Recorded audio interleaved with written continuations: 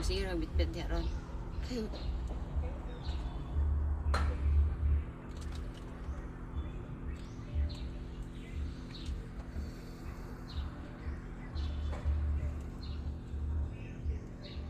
3% na ni.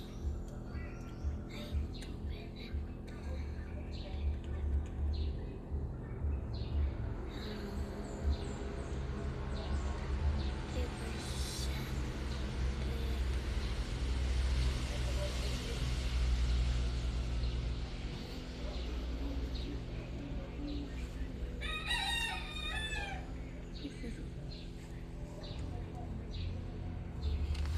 Ano, 30 taon ka na sa akin. Panahon na para magretiro ka. Hindi ko inasahan na paalisin niyo ako agad, boss. Pero nirerespeto ko ang desisyon niyo. Bago ka umalis, itayo mo ang huling bahay para sa kumpanya. Mawala ko ng ilang araw. Gusto kong makitang tapos na ito pagbalik ko.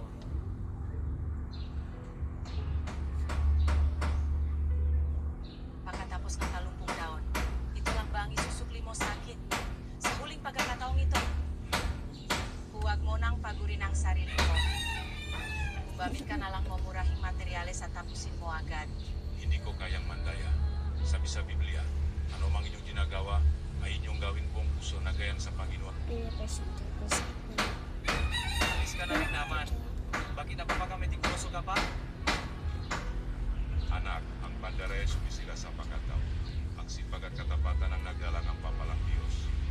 Huwag si Tag Igis mo. Sas, tapos na po ang bahay. Oras na para magkalaman ko. Ang bahay na iyan ay hindi bebenta. Regalo ko yan sa iyo at sa asawa mo. Was, gantimpala nawa kayong Diyos? Alapat dapat na alahanin ang iyong katapatan. Manatili ka at maging partner ko sa negosyo. Kaibigan, naniniwala ka ba na laging pinagpapala ng Diyos ang mga taong matapat? Mag-comment ng Amen kung naniniwala ka.